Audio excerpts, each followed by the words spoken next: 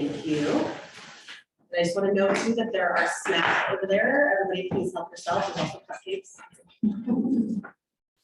Okay, well, it is 4:01 p.m. and I will call this meeting to order. Welcome. We will do a round of introductions. I'm Nancy Wise, Commissioner and Chair, and we will go around this way. Carmen Millis, Board Fellow City Councilor. Christina Gensel, Board 2 City Councilor. Board Chaplain, Ward 6 City Councilor. Zan Oshro, Commissioner. Jan Newbeck, Ward 1 City Council, which is right here. Mark Shepard, City Manager. Pat Malone, Commissioner and Vice Chair. Joe Kirby, County Administrator. Hyatt Lytle, City Council President, as well as City Councilor for Ward 3, which is Mrs. South Corvallis. Andrew Struthers, Ward 9 City Councilor and Council Vice President. Gabe Shepard, Ward 4 City Councilor. Paul Schaefer, Ward 7 City Council. Missy Ward 8 City Councilor. All right, and then we will go for introductions of the audience and then have introductions from online. So audience members. Vic Hurt, Justice System Improvement Program Manager for Benton County. I'm Ben Danley, the Executive Director of Community Outreach. Julie Arena, the Hope Program Coordinator. Andrew Myrie, Executive Director at Corvallis Housing First. So fun to see everybody. I know. Suzanne Hoffman, Health Department Director. Ricky Olson, City of Corvallis, from the Division Director. Paul Malata, City of Corvallis Community Development Director. Hope Project Manager. Alex Downing, Corvallis City Reporter. Alita Gottfried, Board Chair for the Corvallis Region Government Center. Hi, I'm Allison Hopgood. I use she, her pronouns, and I'm the Executive Director of the Corvallis City Government Center. And Sean Collins, Executive Director of the Shelter. Thank you. And now we move to introductions online. Go ahead and please unmute yourself and introduce yourself. So I'll go first. This is Biff Traber, Mayor of Corvallis. Peggy McGuire, Executive Director of Community Services Consortium.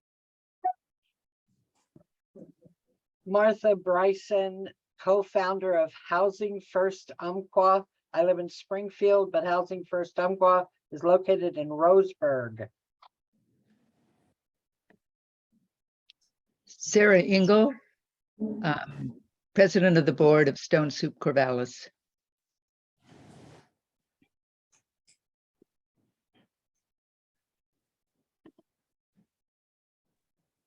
All right, is there anyone else online that would like to introduce themselves? Eileen Sansom, brand new Executive Director at Stone Soup.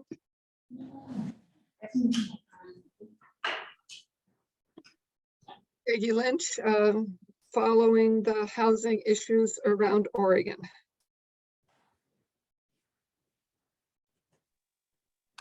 All right, did we miss anyone? Is there anyone else who needs to introduce themselves?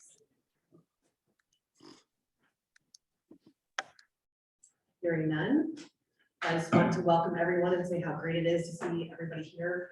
All of my old friends, some new friends. So welcome. And with that, we will move to comments from the public. We will set a 3-minute clock if you would like to provide public comment. I will ask if there's anyone in the room first and then move to online. Is there anyone in the room that would like to provide public comment? Hearing none. Is there anyone online who would like to provide public comment? Please put your name in the chat. Or just go ahead and unmute yourself. All right, I see Peggy Lynch would like to speak. Thank you. Thank you. Just really quickly, I serve on the Housing Capacity Work Group for the Department of Land Conservation and Development. And we're in the process of also doing the Oregon Housing Needs Analysis, which means that it's possible that we will get additional assistance from the state to deal with housing issues, including providing targets for individual communities to be able to meet those targets, to take care of all of our community members, not just those at the top.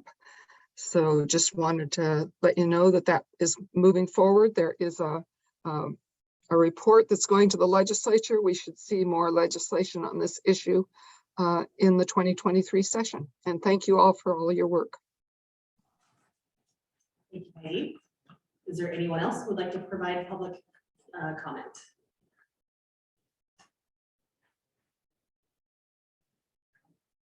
Hearing none, we will move on to review and approve the agenda.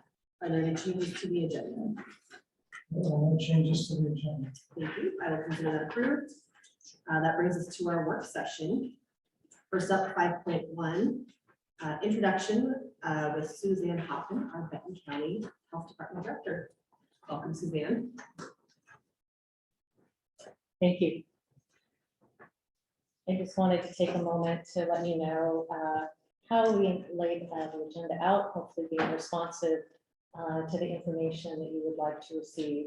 We have some key staff updates on our implementation efforts. We're going to try to be thorough and yet concise and get those to you as quickly as we can, and of course responding to your questions to the best of our ability. We also want to go over House Bill 4123 and the implementation of the coordinated homeless response and some of the key milestones and requirements and the Memorandum of Understanding that is in draft form for you to understand better this evening. And finally, we wanted to leave significant time for service provider presentation. And obviously there are many service providers in our area who contribute to this work. There are some, however, that have been at the table with us over this last year. And it's been Sean Collins from Unity, Andrew Myrie from Corvallis Housing First, Ben Danley from COI, and of course, Allison Hoffman for Corvallis Hygiene Center. And Peggy McGuire, of course, is with us, and she sort of spans both. She's a governmental entity and she's a service provider too. So we're thrilled to have her with us. And that really represents the folks that have been meeting on an ongoing basis to make progress around implementation in this last year. And hopefully also leaving plenty of time for Q&A and for dialogue for all of you. So that was our intent in laying it out, and we'll do our best to meet your needs. The last thing I want to do is just emphasize, and I know you've probably all met our newest staff members on the HOPE implementation team, Rebecca Taylor, our project manager. She is really working very closely in partnership with Julie Arena, who I know that you know. And although we have other staff assistants on the team, a contracted grant writer and researcher, as well as dedicated half of our health department communications coordinator to this effort, I really want to emphasize Rebecca and Julie's roles. They are the full-time staff focused on this effort. So you'll hear a lot from both of them tonight, more from Rebecca now that she's had more opportunity to get her arms around all of this. And of course, Julie will chime in and share her vast experience on all of this work along the way. So I'll leave it at that and invite the team up to start their presentations. Thank you very much. So we do have a slew of people who are going to be speaking. So I think if we just let each individual say their bit, then we can take clarifying questions in between, if that works for everybody.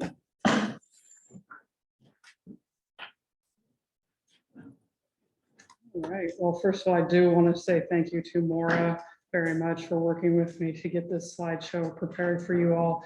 Even at the very last minute, she was able to add some edits to it. So thank you very much. As Suzanne said, we have been working as a collaborative team over the last couple of years, and this HOPE policy implementation work has really identified an opportunity to strengthen the coordination among the key components of a sheltering system. And so let's see if I can get this to go. One thing. So really understanding the meaning of a sheltering system as a group and what we can do and what each partner can do in implementing this. And so with that work, we've really understood that strengthened coordination requires understanding all the components that a sheltering system is made out of. And so we prepared this graphic that grabs hold of the handout that you have that our team has produced that consolidates the HOPE policy recommendations. So if you have that handout, you can actually match these little icons to that. And so our team understands that a sheltering system must consist of more than just shelter units to adequately respond to the needs of our community. Coordinated HOPE policy implementation places a sheltering system within a larger coordinated homeless response system. This, yeah. Oh, is that it right there? Is it, are you talking like the packet that? Yeah, I'm sorry. I'm referring to some online icons that I had assumed were in the handouts. I apologize. So, yes, sorry. Thank you so much for that. So these are What's the actually. packet that's- So you are correct. I think that's a big, yeah, the icons look great. And just so when you go to our website, which recently has been updated, it will include these icons. So it will be a little treasure hunt for y'all to find these icons. But these basically are representing the different policy recommendations that the whole board produced and demonstrating that each of those components are necessary for one system to be successful. And so understanding that we've placed sheltering system within the larger coordinated homeless response system.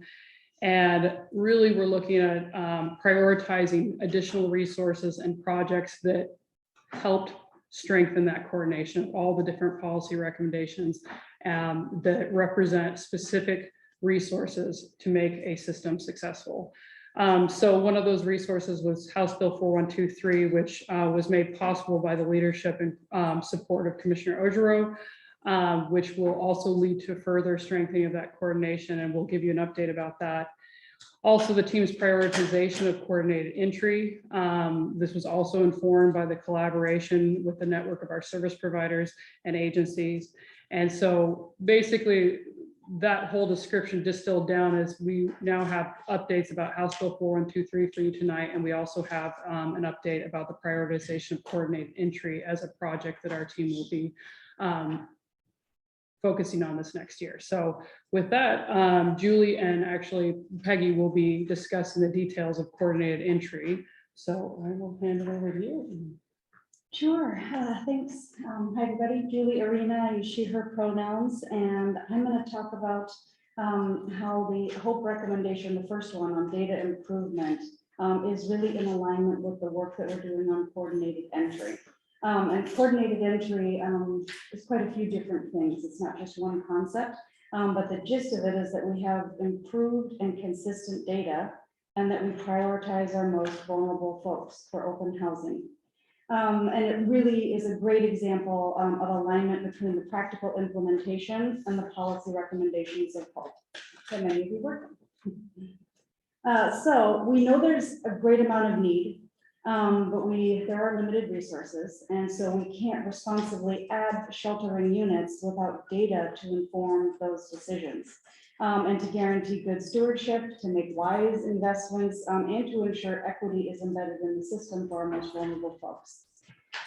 So coordinated entry has lots of component parts, collecting data, having staff who are trained to do that data collection and interact with clients, having incentives for clients, and entering the data, prioritizing folks based on vulnerability, case conferencing together to make successful referrals when there is an open spot, and then having providers accept referrals from the coordinated entry list. So it's a whole system of things that go together. It's not just like a data system that you can purchase. It's a system of interaction between various service providers. We have exciting news though. An entity called Rocket. They are an organization that does facilitation and asset mapping. They have room left for one more Oregon County. Thank you, Commissioner Ojero and Darren Nichols. Based on the generosity of a private donor, they are able to offer free facilitation services. And so we have worked with them over the past month to figure out what that would look like. And we have concluded that they are going to help us map out all of our assets and our gaps with a coordinated entry process and system to help create an action item list to work on those gaps. And going through the process of mapping out assets and bringing together stakeholders, that's also going to position us well as a team to implement a clear process of working together collaboratively on other projects going forward. So I think that was all I had to say. Peggy, are you ready to move forward and talk about CSC's role? I'm ready. If somebody can advance my slide for me. Go for it. Great, thank you so much. So coordinated entry and coordinated assessment is actually required by HUD for any program, and that I've given you the citation there, but it's for use with the Emergency Solutions Grant funding and any continuum of care program funding. So that's a national competition that HUD puts out every year, offers an OFA and continuums of care, which I'll talk a little bit more about in a minute, are allowed to compete for those funds. And so if you are a recipient of any of those funds, you must put your data into, use a coordinated entry system and keep your data in a homeless management information system. The whole idea behind this is that you're going to have allocation of assistance in the most easily accessible manner to anybody who needs that service, and that you're going to prioritize the assistance based on the vulnerability and the severity of the service needs. So vulnerability of the clients who need the services and the severity of their service needs. You can also have some subpopulations. So for example, frequently we maintain a separate list for veterans or a separate list for youth or those fleeing domestic violence. So there are other lists that are allowed to be kept separately, but the idea is that you're supposed to prioritize your population. The idea is also that these will be, it'll be a low barrier process. So you don't have to meet any specific threshold of sobriety or lack of disability or whatever to be able to enter into the coordinated entry list.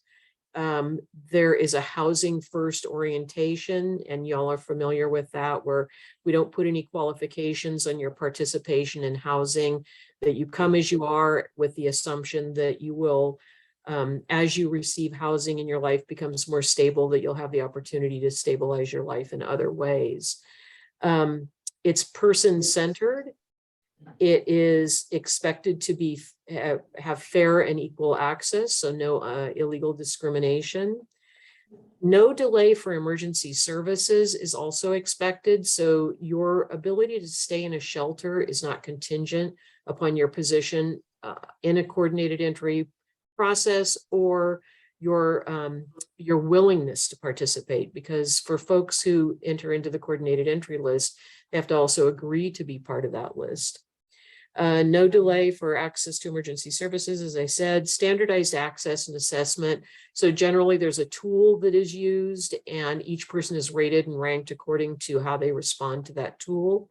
The access is the same wherever you use the services.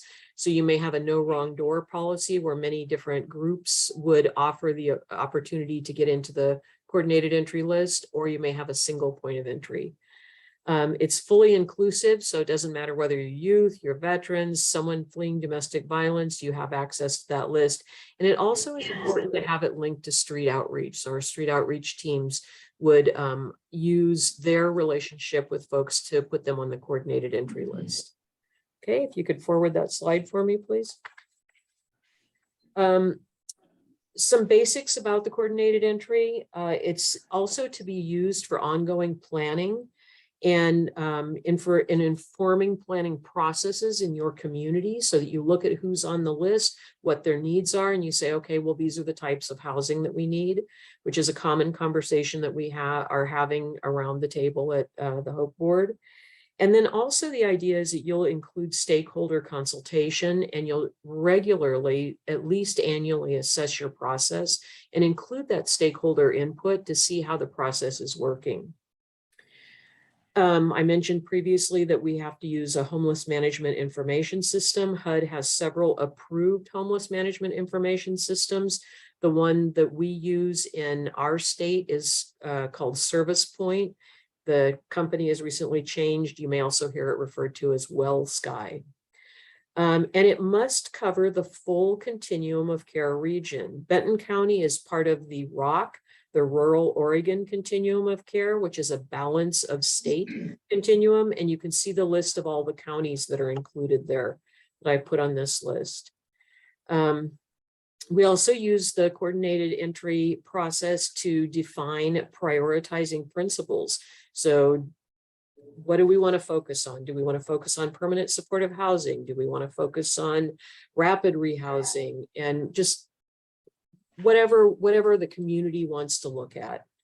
It prevents those with severe needs from languishing in shelter or on the streets, because theoretically you're putting the most vulnerable people into the first housing opportunity that best fits them. And the continuum controls the list, the vulnerability assessment tool, and the policies for use. This is an important piece. So we locally can't make the decision, well, we don't like this vulnerability assessment tool that we're using. We want to use something different. Or we don't like this homeless management information system. We want to use something different. The rural Oregon continuum of care, made up of all of those 26 counties, makes that determination, and we must follow what they decide. And how that plays out is we recently had an issue with Jackson Street Youth Services wanted to apply for a youth housing project, and the rural Oregon continuum of care said, no, we're not going to apply for that this year. And so they were denied the opportunity to apply. Coordinated entry is not a wait list. That's the most important thing for you to know, that many of the clients who are on the coordinated entry list may never get housing because there just aren't enough available units. If you could advance a slide for me, please. Couple of recent changes. Previously, counties have been able to have their own separate list, or local continuums have been able to have their own separate list, but now we are being told by HUD that we must have a full list for our entire continuum. So everybody in those 26 counties that's in the homeless management information system will be on a list that is controlled by the rural Oregon continuum of care. There will be a 90-day active list. It used to be when you got put on a coordinated entry list, you were there for a year. Now we're only going to have a 90-day list to serve as our referral list. Case conferencing is being encouraged. So as we place people on the coordinated entry list, that there's some system in place to provide case conferencing for these clients to really understand the full suite of needs of each client and place them in the best possible placement. And there are some new features that may be available in the information system that we're using. One is called shelter point. One is called call point. So if somebody calls and we have a contact by phone with them, that they get put on a list that can be associated with them in the coordinated entry, with the idea being that we can track them across the entire process from the moment that we have contact with them to the moment they're placed in housing. And if we could go on to the next slide, that'd be great. Thank you. I wanted to just mention a few local considerations. Not all of the providers that you're going to hear from tonight are participating in using the HMIS service or HMSS system. It is somewhat burdensome, and if they're not receiving funding from HUD, they're not required to participate. Anybody who is unhoused in the PIT count is not necessarily in the HMIS system because they go into a different counting app that's being used. We locally wish to use a vulnerability assessment that's different than the VI SPDAT, which is being used currently, because after a lot of social scientists have taken a look at the VI SPDAT, there is a belief that there is an inequitable use that results from that because of the way the questions are asked, and the type of questions that are included has a disparate impact on people of color. CSC manages our Tri-County HMIS system, and we feed that information that's in that system up to the ROC and then onward to Oregon Housing and Community Services. We are still locally determining what kind of case conferencing processes we want to use.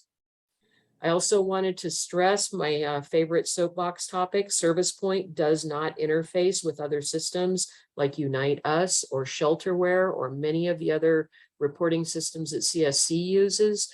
So many of us are doing duplicative data entry because of that.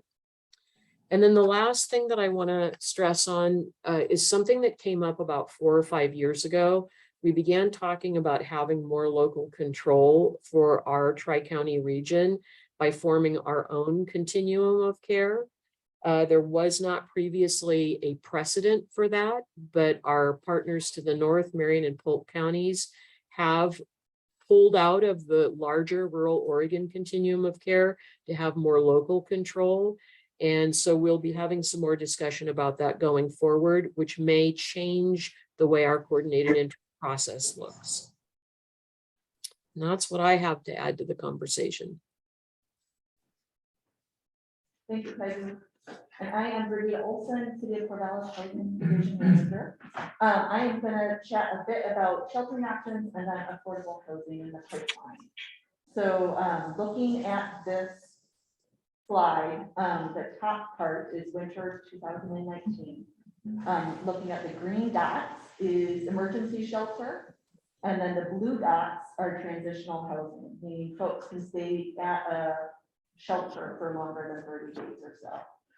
So winter 2019, we had 96 emergency shelter beds.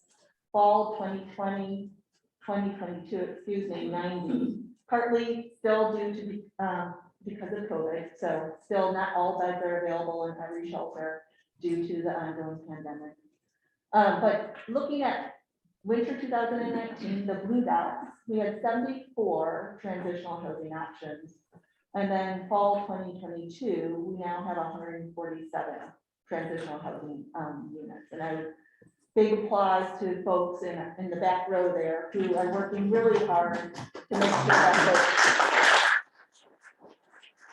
folks have a roof over their head. And so we're talking about the Unity Shelter operating the micro shelters, 31 beds available.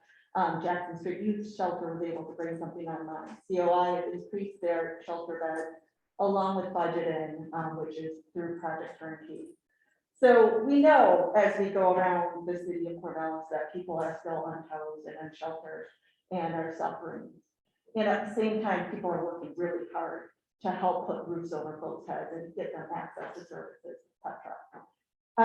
To that point, next week, I believe we're going to hear about Project Turnkey 2.0, in which Corvallis Housing First applies with the help of that Tony grant writer, et cetera, and the team to get access to additional capital to purchase either apartment building or hotel, et cetera, for emergency shelter that then transition into permanent supportive housing.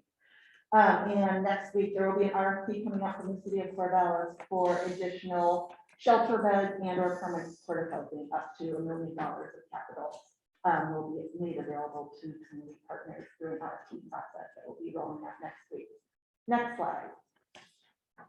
Now, shelter is really important, but home is where it all should end, right? Home matters to everybody. And too many folks in our community don't have a safe, stable place to call home. So if you look at this slide, this is our affordable housing options in our community.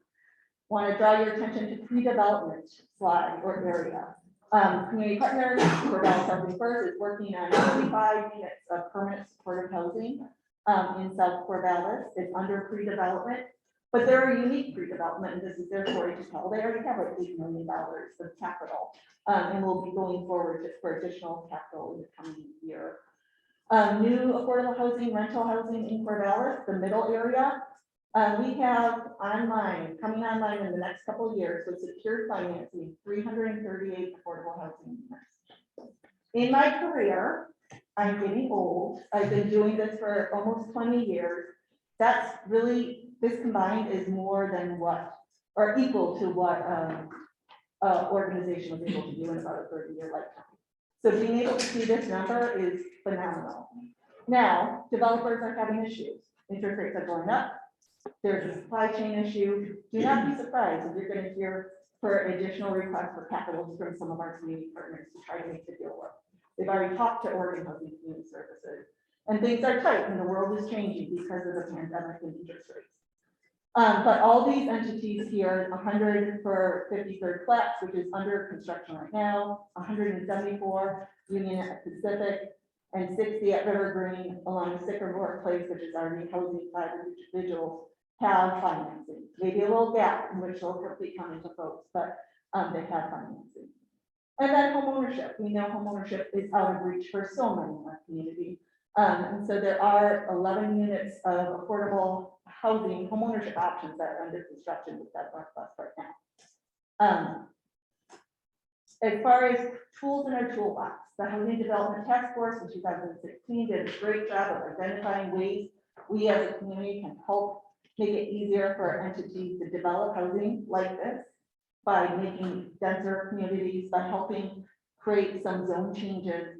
I will be coming to potentially both bodies in the coming months about property tax exemption, potentially to bring forward so that we can help invite more developers to our community to make sure that folks don't have to make the hard choices between food at the table and a roof over their head.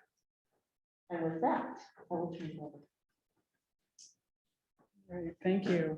And so as mentioned earlier, we're going to give an update on House Bill 4123. The last time we met with each of you individually, bodies individually, and we're talking about how we were going to meet the requirements of House Bill 4123 and what the timelines were to achieve each of those requirements. So it is noted and especially articulated by the League of Oregon Cities that these requirements provide a basic structure for accountability while still giving our community the flexibility to implement House Bill 4123 in a way that supports and cooperates with our existing homeless response network. The required coordination with existing community partners, culturally specific organizations, and state and federal systems affirms the previous work of our community. And so we're really hoping that this opportunity will again strengthen that coordinated homeless response system that we talked about earlier. So today we have the Memorandum of Understanding that we have prepared that will be due October 1st. You see here that we have another item that's coming up pretty shortly. It's the strategic plan that is required by the House Bill 4123. And then we have, following that, a report to Oregon Housing Community Services to let them know what we've learned over the couple years of implementing House Bill 4123. And then we have a second report. So today we brought the Memorandum of Understanding, or excuse me, for you to review, knowing that we will be bringing this document back to each of the bodies separately for final approval and signature. It may be that there are specific legal changes that might occur to the Memorandum of Understanding, so it may look a little differently when it is brought to you for final signature. However, we wanted to make sure to capture if there were any changes to the actual substance of this Memorandum of Understanding. So that is actually the first checked item that we need to achieve here pretty shortly. So that is the update on that.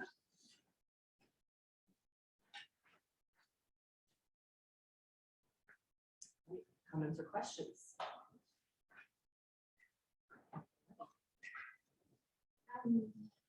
Going back to Julie talking about entry, you discussed not being able to add sheltering units without data. So I was just wondering, are we talking about a shift in the Pope recommendation from number 6 at all to the, I can't remember which one it was. Data improvement is the first Hope recommendation. Not a shift as much as they're inextricably intertwined. We can't have a successful sheltering system without knowing how to build it, what capacity is needed. So data and also the people who can staff it. You can't just build a structure, and that's a different Hope recommendation that we have to have funding for the people who are going to work there. So that's what Rebecca was touching upon, that it's not just that you build a place with units where people can sleep. Right. How many units do we build and for whom? Who needs it? What is their level of need? Because there are some folks in our community whose needs are so high, there is nowhere that can really support them right now. How many people are we talking about and what do those needs look like? And also, how do we sustainably staff that location 24/7 with a team so that it's successful for the people who are there and for the rest of the community? So not a shift, but more an integration that these are just linked in ways that can't be put into two separate categories. I'm happy to hear that because I would like to have a discussion with both bodies before we shift our priorities, but, Did you want to add anything to that? No, I think that, thank you, that was a great summary. and then the rocket program, I imagine that that's also gonna look at integrating how these priorities can be looked at with all the gaps in the system. They're gonna be taking into account how we shift from looking at gaps and assets and towards how we address our priorities, or are those two separate things? Yes and no. So they're going to really focus just on the topic of coordinated entry. Okay. So not like a whole sheltering system and all the housing options in our community, but just coordinated entry. What are all of our assets? Where do we have gaps? How do we match up some assets with gaps? And then how do we make an action item list to address the gaps that we can't fill with existing assets? Did that make sense? Absolutely. I didn't know if it was everything or just perfect. And one of the advantages that Rocket gives us is we will have access to essentially a playbook. So they're leaving us with all these tools that can be replicated for other projects that we might find or prioritize down the road. So we will be able to use that same framework. It also, that those assets and gaps that we're identifying through coordinated entry, just like Julie was saying, is they're inextricably combined and related to all the other components of a sheltering system. And so it will give and inform more than just strictly a data entry system or a program, as Peggy and Julie were talking about, the complexity of what a coordinated entry system looks like in our community. Perfect. Thank you. Commissioner Malone. Yeah, on the MOU, you mentioned the October 1st deadline is a firm deadline. On our calendar, we have 2 more board meetings before October 1st. Yeah, how much back and forth and pick out this word and put in kind of process. Some concerns with that. Be a challenge. So actually, the meetings that have been held among the other pilot communities, there has been a lot of conversation and request for flexibility about deadlines that are mentioned in the grant agreement. As far as there is no list of penalties that occur if we get the memorandum of understanding in late. And I guess, Paul, if you'd like to. You know what's coming. Like the, Yeah, oh, yeah. here's gonna- Yeah, the thing with the MOU is, we knew it was going to be a quick turnaround. The other thing to know about the structure of the MOU is that it is not just Benton County and Corvallis. It is an MOU that is, Benton County is the sort of center of it all, and then people MOU into Benton County. So CSC will have an MOU with the county. Corvallis will. We hope that someday Philomath will, and Monroe and Adair, et cetera. And so it's structured that way. And so even though we know that we have to have at least an agreement between Corvallis and Benton County to make our October 1st deadline, we still are trying to keep it open for others later on. Knowing that that was then going to be, it had to be flexible so that it can't be really wordsmith between entity to entity. And also because we're going to have to turn around very quickly, the structure of this MOU is really, we are agreeing that we will follow the state requirements in 4123. There's no, detailed scoping or anything like that, because really that comes later with the strategic plan, and there's other entities that get created in the system. So that's really what we're trying to do, is keep it as kind of white bread as possible before you. That's reassuring. Yep. Commissioner Malone, also, I did review the MOU last week, and as Paul indicated, it's very, very straightforward. So I frankly don't see any problems with bringing it before our board between now and the end of the month. I think we may be targeting the 20th of September. But I don't really foresee much back and forth, because Paul's exactly right. Very straightforward and pretty much mimics House Bill 4123. Great. Thank you. And I got a message in the chat that someone is having a hard time hearing. So let's try to speak up if we can. So I saw Councilor Ellis's hand and then Councilor Chapman. I'll go into teacher voice then. I've had practice. So although I understand the need for coordinated entry and for solid data, at our last meeting where the council and the commission came together, we were very, very concerned about priority 6, the sheltering, about people getting off the streets into shelter, under roof, or into micro shelters, whatever. And I hear what you're saying, that we need to work together to do both the sort of the more abstract data placement, what do we need to build? But I'm afraid, I have two concerns. One is there seems like there's a shift to systems and data and different priority than what the council and the commission, we said that sheltering was the first priority. So there was a shift in priority without coming back to the body. So I'm following on the Corvallis process here. But I'm also concerned that if we spend all of our energy and time on systems, coordinated entry, data, etc., we still have people on the street. We still have people living by the railroad tracks. We still are going to have people, propane tanks, trying to heat their tents. We know what happens with those propane tanks. We've had several fires. We have a lot of unsheltered people who are in very risky situations. And I don't want us to move away from that actual creation of shelter in order to focus totally on data. It seems to me there has to be a balance between the two. And I see Director Slaughter coming forward. Sure. No, it hasn't been a shift away. It's really, there's two different issues going on here. One is what are people spending time on, and one is where does the money go? And so, providing sheltering options don't go very far unless it's got money attached to it.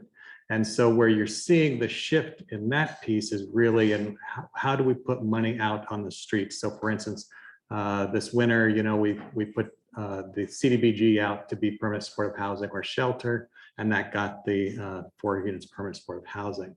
The RFP that Brigitte was mentioning for next week, that also is going out for shelter and housing. Some of these sources of funds we could have also put out for services or things like that. But because of the council and the board's direction, we're directing those towards housing. And if the services are coming in the payment, they are services to support the housing like we did with the PSH and stuff. So that's where it goes. What we have learned as we're going through is that as Peggy mentioned, you need to know, with the coordinated entry system, you need to know kind of what goes first, who gets the next shelter bed. There's a lot of people that need shelter beds. What kind of shelter are we doing? We've worked some of that with our group and things, but it started to become apparent that there are a lot of things we don't know. There's a lot of different systems out there. Peggy talked about that at the last joint meeting. And so there's various groups that were already doing things that are all kind of getting to be a little bit more coordinated. There were some areas where, how do we coordinate care across different systems and services? And so it's really about trying to pull all of these efforts that were kind of going on ad hoc and in silos and things and start to get them in a little bit more systematic. Some of that shift is coming with 4123. The state, we got through our process with HOPE and, we were doing our thing. And then the state came in with 4123 and said, yeah, that's how we want to do it. And so, it's similar to the council just gotten done with the mixed use. And then the state came down with the climate friendly and said, we like what you're doing, but we want to do it this way. And so there is a little bit of a shift in there for that. And the 4123 is about creating this joint office that then deals with those structural coordination issues. So we haven't had a situation where we're really, the money is being targeted towards 6.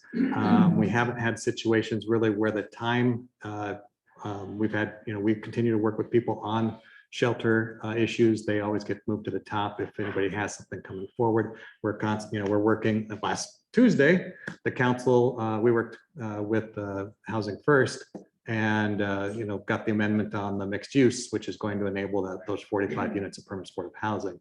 So there are things going on in that at all time, but you really can't just focus with blinders on one thing without starting to look at some of the other things. Can I add one thing too, Paul? With Project Turnkey 2, that was an opportunity for added shelter immediately already built, hopefully. And so we did divert attention and staff resources and time and convening and pulling together community partners when there's an opportunity like that to add capacity. So both are happening.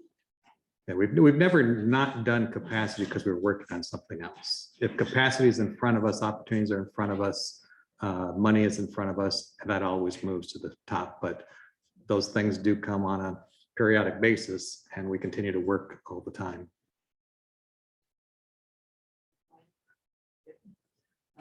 I have several people in the queue. Did you, Commissioner Odo, did you have a comment on this or different topic? I just wanted to say on this topic that it's very hard to prioritize. Clearly, we want people off the streets and under shelter, under cover, out of the weather. But we have to have the groundwork in order to do it and do it right in the long term. And one of the things I've seen being in this community for years is that we keep saying that the shelter is the most important thing and we don't do the other things. And so we never get to the most important thing. And it's like you have to build a foundation in order to build a house. At some point, we have to stop and slow down a little bit, build a foundation, so we're not just building the roof. Thank you. Councilor Chaplin, is that you? Yeah, I'm gonna say this as a counselor, not as an employee at CSC. I'm making these comments. Laying that out there. Because everyone knows I love data. And I have to agree with Commissioner Oshiro that, you know, we can do shelter, but we have to have some data to know who needs shelter, what type of sheltering, and in order to know if we're being successful.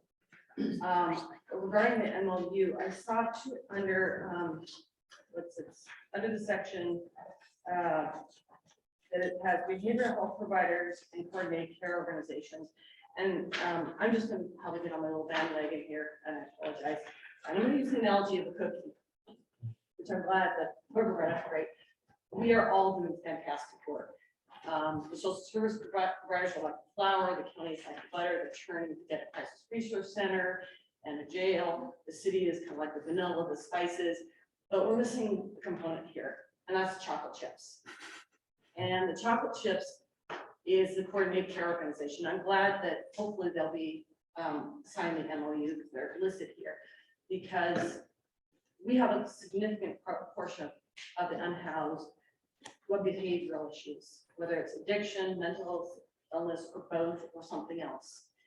And that is the coordinated care group. And I really, really want these chocolate chips to come and provide the long-term psychiatric drug addiction care that is needed in this community. And I'm so happy they're doing it in Lebanon and the coast, but I would really like to see the chocolate chips come to Corvallis and Albany and provide those services. So I'm hoping at the future Samaritan can join us at this meeting. Councilor Chaplin, can Yes. I respond? I would love to direct you to the July Hope Forward meeting video. I did watch that video and I was very impressed, but it still did not bring the fact that our community is suffering the lack of mental health, psychiatric and addiction care. And I'm excited that they're doing the informatics and other things, but it's the basic care that those chocolate chips that this community needs. And my constituents, parents can't get their kids into mental health care for 6 or 9 months. And that's a problem. And I really hope every day.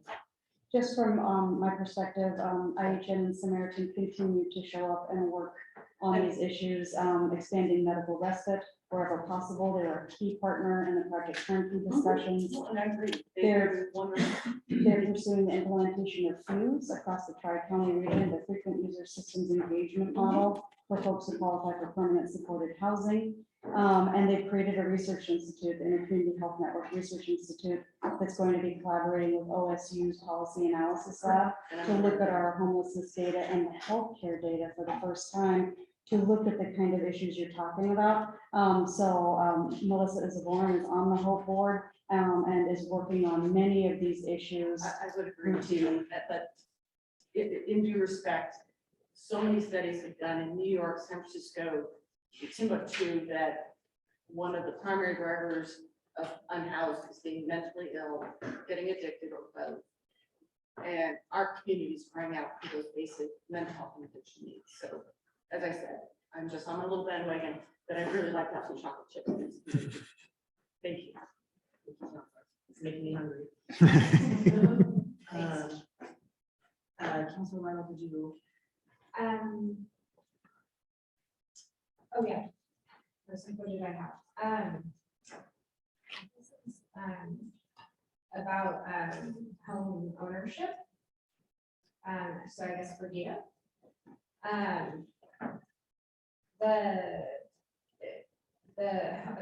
The home ownership for the land trust homes. I guess, do we have anything else, do we know that's coming down the pike in this sort of strain, or anything in the future, single family homes? Single family homes that are affordable first time home buyers, this would be the 11 that are. Just the 11, okay. I mean, it's $500,000 to buy a house. So we don't have enough tools in our toolbox from shelter to homeownership and the whole continuum.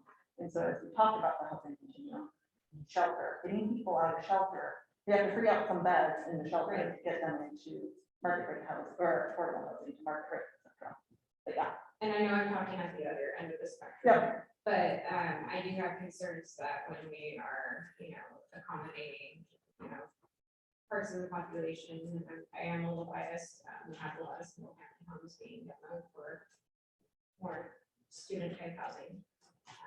And what is, left, and we're trying to do our best to build, transitional housing, apartments, and multifamily housing. And it's just kind of a bit of disparity. We have 11 homes in our future, and in my career, I've never seen this level of financing from the Oregon legislature for affordable housing from rental to homeownership. And so there still are opportunities for developers to secure some of that financing, to call our office for affordable homeownership options too. So that statement right there is something that I find hopeful, and I thank you for sharing. I'd add that, one of the things going on, we're looking at things a lot of times that are in this next 6 months, but we're also looking at things 2 years out and 5 years out, et cetera. One of the things that kind of on the midterm that I'm looking at is with the climate friendly legislation, obviously the state is making a pretty big move that the concepts of where you live are maybe not going to be the same that we had before. That has, that's fine. One of the implications of that is at current status is it's going to also shift the amount of people who can have the dream of owning a home versus renting. And so one of the things that I'm working with some private folks, private industry, and then the state side on is to start a discussion about there are certain liability issues that the state could get into about condominiums. If you notice, there aren't condominium buildings being built. There's a reason for that, and it has to deal with construction liability, and I don't want to get into that tonight. But that, as we are starting to look at, if we are going to have 30% of all the people in the state living in multifamily buildings, can we then take care of these other legal issues? So some of those can be home ownership, some of those then could be affordable home ownership. The policies from the state level are going to make land more and more expensive, because the more things you can put on top of it, and the more they're being very tight about restricting growth outwards. So, the thought that there is someday going to be a $200,000 single family home again is not going to happen. So if we want to have that kind of affordability, we have to figure out some of these other legal things. So that's something that I'm doing as a side project, not something I want to divert you on, but just to let you know there are midterm things we're also looking at as well. Well, and I bring this up because I think, when we start bringing up homes on that end of the spectrum, we bring up this, chain reaction, we bring up the homes now. That's what worries me. If we're going to be stuck in more of this culture of renting, when do we get that development bubble and we don't have room for people? Yeah, the one place that the state has given us, and that the council has done a lot of work on the legislative side this year.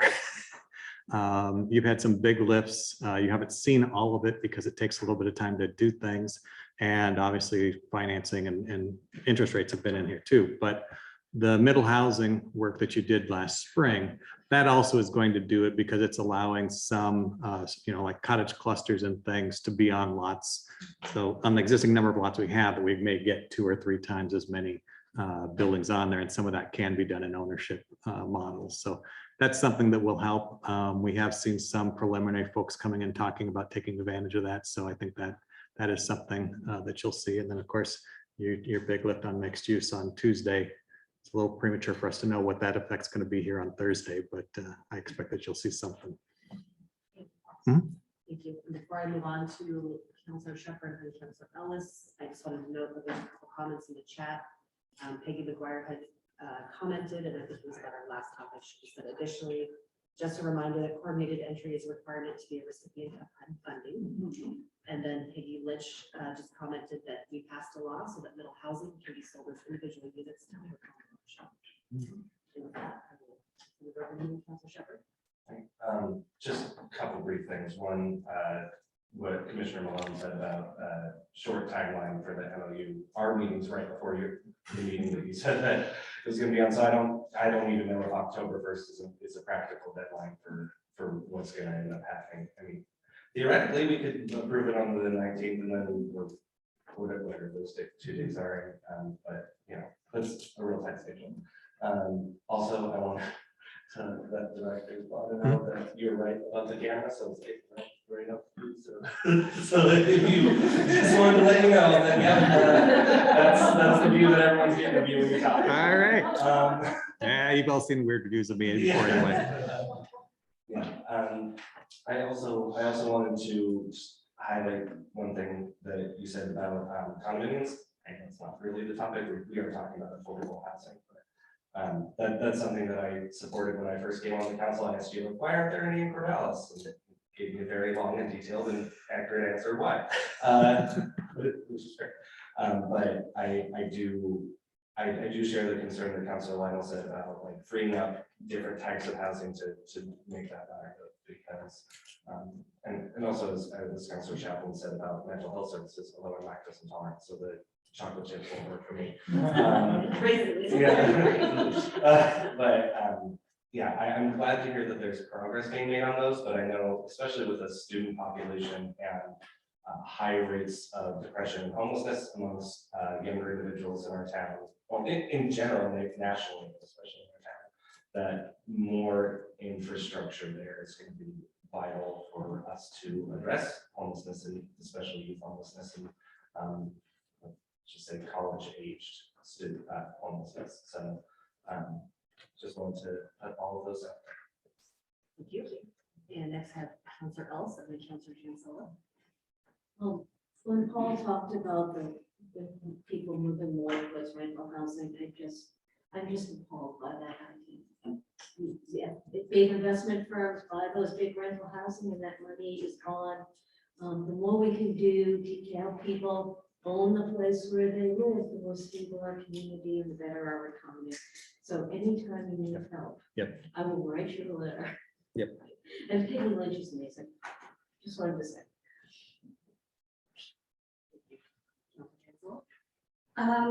Regarding the 11 single-family homes, I haven't heard anything regarding Habitat for Humanity. Are they involved? They were pretty active pre-COVID. And I believe that they closed down or stopped. And I haven't heard anything about them picking up again. Do you know anything about that? So we work closely with Habitat. They are going through a leadership change, executive director vacancy. So I don't know who the new leader will be there, but historically our division has worked closely with Habitat in Benton County. So they closed down. The pandemic was hurtful to everybody, but they have some projects in the pipeline, I believe, primarily Paloma, but and Habitat has been very good to us in the sense of their executive director served on our middle housing task force and also served on our code audit. So they've had a big hand in determining what's wrong with our code and getting the changes for that done. We've also, there's a piece of property that Habitat has been trying to develop for several years. And I think the middle housing code changes may make that more viable. It's unfortunately trapped by some of our legacy NIMBY kind of development patterns, so they are having difficulty getting to a road because they were closed off from a cul-de-sac that's like 50 feet away from where their site is. But that's the history that we have to deal with. So, but now being able to get more units up there may make some of those infrastructure needs a little bit more viable. Thank you. I just want to take a moment to check in with Mayor Traver, who is online, and just see if there's any comments or questions. Mayor Traver has.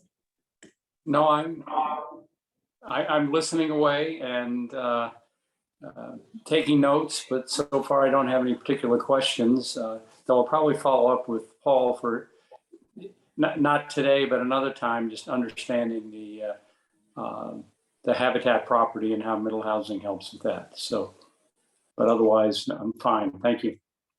Okay, thank you. Just wanted to make sure I wasn't forgetting you. All right, other comments or questions before we move on?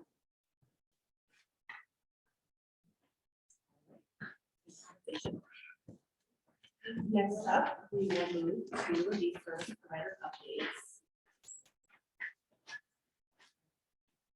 I don't know if you all want to come up at once or separately.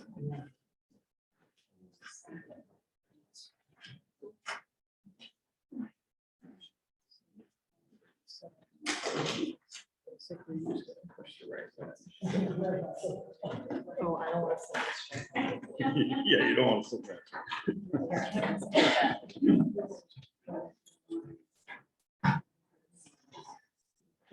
Oh. What honor to sit next to me. Looks like we are doing well. We're on track with the agenda. So we have about 40 minutes for service provider updates, and then after that, we'll have about 20 minutes for more questions and answer. Great. Go ahead. Okay, thank you. Sean Collins with Unity Shelter. This is a presentation that's very similar to what we gave to the Hope Board recently. So apologies to anybody for thinking this is repetitive. Unity Shelter is an organization that really has grown dramatically during the pandemic. It really started with the intent of keeping kind of what we had in place running for a few years and figuring out how to gracefully grow into a larger organization. That was about January of 2020 that we had that grand idea. Things changed pretty dramatically in March. And so since that time, we've had a very dramatic change in terms of the number of staff, the number of operations that we have, the kind of things that we're doing. And we continue to both swallow all that, but also try and figure out what the next steps are in terms of what we can do in the community. Our vision is really very simple. We envision a community where a lack of housing or shelter is rare, brief, and non-recurring, and where everybody has a safe, stable place to live, connect, and thrive. The way that we try and do that is to provide safe shelter through collaborative care.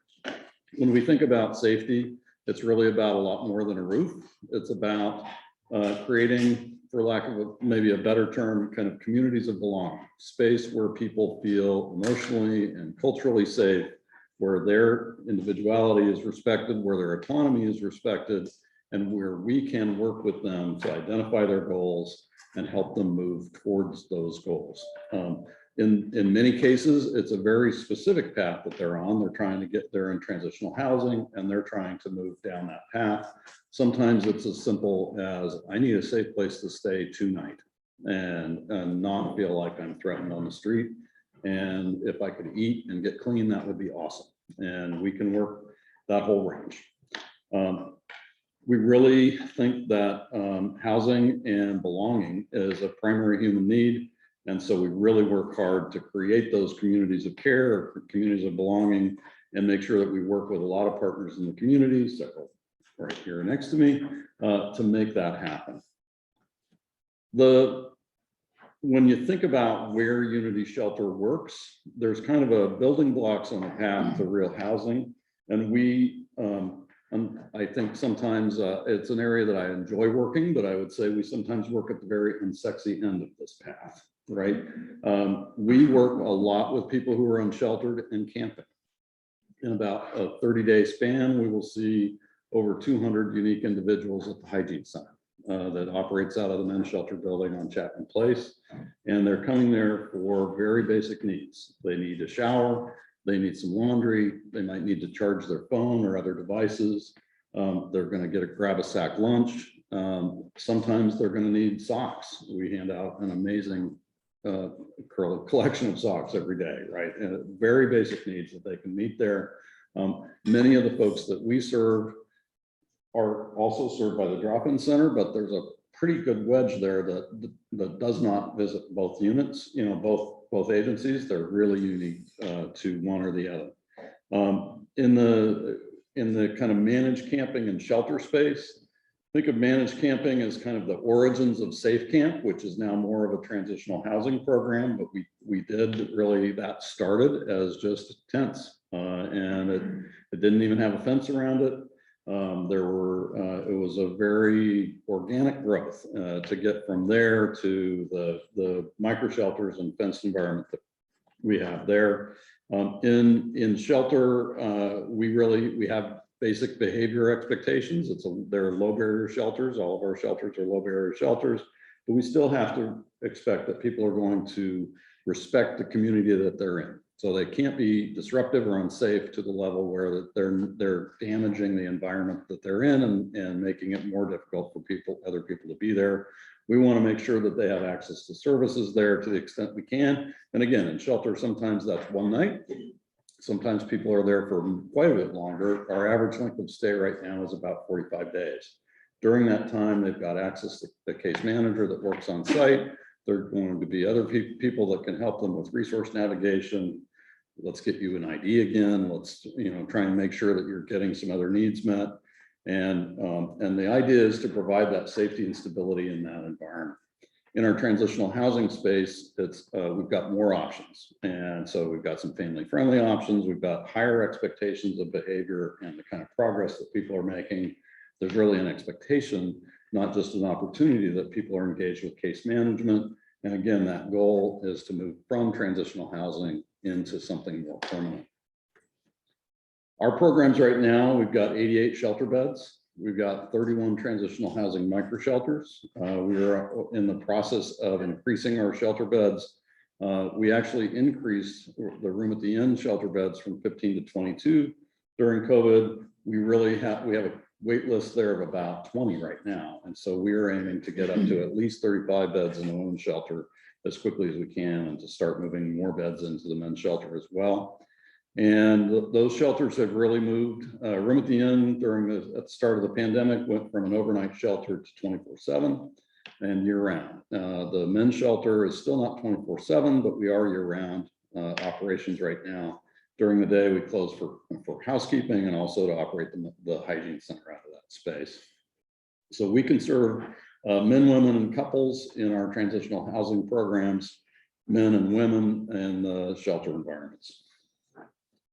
So just a little bit more detail about who's being served where, and I think it comes up large enough to see. We'll see if I can. Yeah, updated numbers on this slide. I just pulled this morning. So at the men's shelter, we've got 42 beds. And as of today, we've served 278 people since January 2021 and over 13,000 bed nights. That's one person in one bed for one night. In the Room at the Inn women's shelter, we've got 22 beds right now and starting to move towards 35. We've served 150 people since January 2021 and over 12,000 bed nights. In the non-congregate shelter space at 3rd Street Commons that we operate in partnership with Corvallis Housing First, it's 24 rooms. We've got 3 respite rooms there that we partner with Samaritan on. And those are full almost all the time. We've served 80 people since May of 2021, and 27 of those were COVID isolation cases. So we had set aside a bank of rooms to do COVID isolation during the height of the pandemic. And we've served over 10,000 bed nights there. 7 of the folks that have gone through there have moved into permanent housing. In transitional housing, really the micro shelter space, it's 31 micro shelters, 60 people have gone through there, 30 have moved into housing. We've got a couple moving in this week. And since July 2019, when Safe Camp really began, it's 80 people that we've served and 49 that have moved into housing. So pretty impressive numbers in that space. The Hygiene Center, and it's blocked a little bit on the screen there, that is we can serve anywhere from about 20 people a day to 60 people a day. It depends on factors that are sometimes hard to understand, phase of the moon, we don't know, but it goes up and down, and we've served a lot of people. Like I said, about 200 people a month are going to come through their unique individuals. And we, although we do occasionally see people who are just low income and need maybe a break on, I need laundry today, by far the majority of the people that we serve there are camping in tents, cars, RVs, or sleeping on the street. A lot of folks. So new areas that we're working on right now, we do have an emergency hotel shelter program that we just started through a partnership with Community Services Consortium. That we expected that to be a slow, let's have a couple of people at a time. We had 8 referrals to that program in the first 5 days. We have a wait list now for that program. We can only serve about 5 rooms at a time. I have to tie my staff down so that they don't fill more rooms because there's just such a huge need. And many of those folks are families. Families who are on wait lists to get into COI, who for whatever reason can't be at COI. We've got, I think, 11 kids in shelter right now with parents. So it's a big need. Tara Gray is working on that and is the person of contact there. We also got some support from OCF and other funders, including Benton County, that will support a life skills and transitions coach so that we can do more to help people as they move from transitional housing into shelter.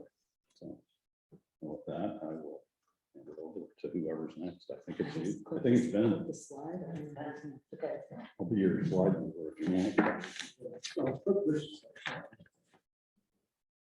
I don't like to give up control of the slides. I want a boss then to do it. Like, I will tell you. Change slide, please. Just like Dave. So I'm Ben Danley. I think I'd like to start this off by saying that I have given my notice at COI, so I'm going to be there for another couple of months, and then I will be out of there. So I am a lame duck, and you should take my comments tonight accordingly. And that is the one and only time I will refer to myself as a duck, because typically I'm not a duck fan. Okay, so our mission is helping people help themselves lead healthy and productive lives. We are not a low barrier shelter. We have some pretty high requirements to come to COI. And we don't get any HUD funding. And for that reason, you may think that we are not involved in HMIS, or we are going to opt out of the coordinated entry system. And that is untrue. We are using HMIS, and we are going to use the coordinated entry system because we feel that that data is so important. And it also shows that we are not doing our own thing, that we can play in the same sandbox. And I really do want to say that although all of us serve a different population, it doesn't work without all of us. We all need, for some people, COI is the only answer to their problems. For some people, it's Unity. For some people, it's Corvallis Housing First. And for some people, all they can get is Daytime Drop-In Center. So I just want to say that we do work really well together, and we all, I mean, surprisingly, with Sean and I on the same thing, we all actually like each other, so I think that is something that has been very powerful for us. So, all right, so I love photos, so I'm sorry that I don't have quite as much data as Sean does, but I'm going to use some photos to tell our story here. The folks on the left there is the mom and daughter who were in our family shelter, and the man on the right is Stacy, and that's his dog Snickers. The quote at the bottom, which I'm sorry you can't see. Can I move this at all? Let's see if I can. I'm just gonna. All right, so this quote is from Stacy. We provide transitional housing. We do not consider ourselves to be a shelter. We the people who successfully go through our programs are there for 9 months or a year, some of them even more, some of them less. They can kind of have fewer issues to work through. We are drug and alcohol free and we're behavior based, and that's where the low barrier stuff kind of leaves us. We do have barriers to entry. We have different dorms for men, women, families, and young adults. And the young adult dorm is our newest one. It serves 18 to 24-year-olds. And we have partnerships with the Oregon Youth Authority, which is our juvenile justice system. We also have contracts with the Veterans Administration, with DHS, with Samaritan, and with somebody else who I'm forgetting, and I'm sure I'll remember it as I'm in my car driving home. We also provide case management for all of our residents, and they also get life skills classes. We have additional case management services for vulnerable veterans in our community who are not residents. I would also like to say that due in part to the support of the county through the American Rescue Plan Act dollars, we are hiring a new case manager, and part of that person's position will be working with our coordinated entry system. So that's something that is, I would say, a very demonstrable impact of that ARPA funding. So thank you all. We also have behavioral health and physical health, medical and dental clinics. This is, I think, where the chocolate chips come in. We do outpatient counseling for adults. We also have alcohol and drug use counseling. And although our residents do make up a small part of our clients for that behavioral health, most of them are just members of the community who are uninsured or underinsured. That is a department that we are really trying to grow. Those chocolate chips are super expensive. I mean, it is really expensive to hire counselors, but we're trying to. We've got a really fun kind of partnership that we're beginning to talk about with Corvallis Housing First, where in their 3rd Street Commons building, as they start to remodel, we're going to provide counseling services to their clients at 3rd Street Commons, which I'm really excited about. I hope Andrea is as well. We also have medical clinics held in Corvallis, Lebanon, and we have some farm outreach clinics in rural areas of Benton County. We have dental clinics that are held mostly in conjunction with the Lynn Benton Community College Dental Assistance Program. And all of our medical and dental providers are volunteers from the community. We don't pay anybody to do that work. Paul here on the left is somebody who came to us from Samaritan, who was hospitalized after a suicide attempt. He was one of our residents who also did behavioral health services, and I love his quote here about mindfulness. In fact, it's one of the best ways I can describe mindfulness, and I think all of us could take note from Paul's talk about mindfulness there. All right, we do also have children's services and day services. Our Mary's Place childcare serves kids who are 6 weeks to 4 years. We realize that the kids who come to Mary's Place, a lot of them are either homeless or very transient families. Although some of them are also just from the community and just have found a really good place to send their kids to daycare or to preschool. We have a nature-based program, which essentially tries to get the kids outside and bring the nature indoors. And it's just a really good little program. Our day services are things like community food box distribution. We give out a ton of food boxes to people in the community. We also have mail and message services and information and referral. Some of those services are similar to what the Daytime Drop-In Center does, but again, we're serving kind of different populations with similar services. And I think, again, neither one of us can meet all those needs. We could all be doing this stuff and still not meet all the needs that we have. I think that's it. So that's just some of the kids from Mary's Place. And if anybody has any questions, or if not, I will be the slide presenter for Allison. I don't know if Amy's gonna say that. We're holding questions, so I think. No, I'm still gonna be here, but I'll explain what I'm doing later, because I still can't do it without laughing, but it's completely different. Okay. All right, so it's you. Will you do that? Yeah, absolutely. Slide one. Is it slide one? This is perfect. I'm off to a bad start because I'm already This is confused. slide one. Hi, my name is Allison Hobgood. I use she, her pronouns, and I'm the executive director of the Corvallis Hygiene Center, also known as CDDC. And I just wanted to first thank everybody for this opportunity to chat with you and to share about our work and the way that we are working collaboratively to make social change in this community and really in the Tri-County area too. And it's an honor to be here representing the Drop-In Center, which is a really amazing and unique organization, and also an honor to be here working in collaboration with so many cool friends in the room. So slide two. Ding. Do you want me to say ding? I can. Also, hi. Oh, I meant to say this too. Hi to people online, which is important. We're glad you're here, and you all should eat cupcakes. So get up and get cupcakes while we're doing this. Like, what are you doing sitting here? I don't understand. I made the cupcakes, just say. Oh, okay. So the Drop-In Center's motto is where needs are met.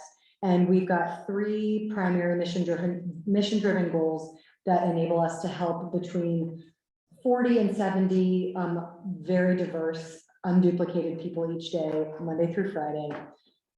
We see a lot of people with really, really complex life needs and personal needs. And we serve upwards of about 750 folks unduplicated over the course of the year. And I did not offer a whole bunch of data in this, but if you want some more in Q&A or whatever, I'm happy to offer that too. Thank you for getting all of that shown. So we are a community center and gathering space where people in poverty who are really actively marginalized and stigmatized can come and receive social support and be recognized in their full humanity and really loved in their full selves. And this is so deeply important to us. So we strive to offer every single person who comes to the Drop-In Center and is using our services, regardless of their mental health disabilities or their substance use status. We try to give them the human dignity that each of us frankly deserves. We also, and this is sort of from the last slide, but just bear with me, I'm moving forward. We also support people's most basic welfare. So we provide things like food and clothing, hygiene supplies, shoes, socks, weather-specific supports that are all around warming, cooling, and staying dry. We're a PO box for over 600 people who use the Drop-In Center as their address. So those are what I think of as kind of basic welfare, like really meeting immediate needs. And then the third bucket, which is what this slide is about, is we are also a healing-centered, low-barrier resource and navigation hub. And so we try to meet needs of individuals across a wide spectrum of day services. And our goal really is to be like a one-stop shop for people to get help with things like lost document replacement, access to employment, access to a phone and technology. We've got a guest phone. You can come on down and use it if you need a phone. We help with pet advocacy and supports, assistance with things like prescription co-pays, mental health counseling, physical health support like wound care, HIV testing, OHP enrollment, which is a huge thing for people if they're trying to get back into medical streams. We help folks with access to transportation back to their loved ones. We have an amazing direct street outreach program called SORT that goes out into encampments twice a week to meet people literally where they are. And then of course we offer referrals to other social service organizations. Ding. So this very lowest barrier first steps resource access model is the way that we fit into the larger housing support spectrum that people are talking about here today and that folks are outlining. And the things that we specifically do to support people in journeys toward housing are most basically first and next step conversations about housing, shelter, and living inside. Like, how are you feeling about living inside? Is that something that you've done before that you would want to do? And being really careful and kind and compassionate around those initial conversations around what it might mean to move forward from, let's say, living directly on the street. We also offer VI SPDATs, and that's part of the coordinated entry system. So you come to us, we can help you with vulnerability indexing, and in a really trauma-informed way, ask you a series of very intensive questions about you and your life in order to get you into the data systems that my colleagues were talking about. We've got a lot of direct connections to HUD and LVHA. We do referrals for emergency housing vouchers when people get them. Direct connections as well as case conferencing with Unity Shelter and CHF caseworkers. So they're working with folks trying to get into micro shelters, and they say, hey, Sean, Paul, what do you know about so-and-so? What do you think would be a good fit for them? Can we meet with them together and figure out, how we can serve their needs in this transitional housing? And then we also help people searching for available housing and rental spaces, like people who are a little bit further along in their journeys, and they're like, I don't know where to start. Can you just call a property management person with me? So those are some of the ways that we fit into that schema. And then the last thing that I wanted to just mention, if folks are interested, is something that we've been exploring with our guests, who are, of course, at the foundation of what we do and the way that we move forward as an organization. But with our guests and our community partners, is some expansion possibilities to really maximize our intervention impacts and move more people toward housing stability. And the goal of this kind of expansion would be to bring the drop-in center into something that looks a little bit more like a navigation center, and these navigation centers are being stood up around the state. I can tell you offline another time a lot more about this. Navigation centers address Hope Board recommendations 1, 3, 6, and 7, kind of all at the same time. Also because, as these folks pointed out wisely, all of those are really interconnected recommendations. So help with data coordination, care coordination, augmented sheltering, and also a resource center. And so the idea would be to kind of inject the drop-in center with a steroid shot, give it some more space, really amplify that one-stop shop model that we have going so that people can come, get what they need. There will still be a drop-in center component, but you're going to have the ability to catch and stabilize people, I think, even more fully and with a more robust safety net.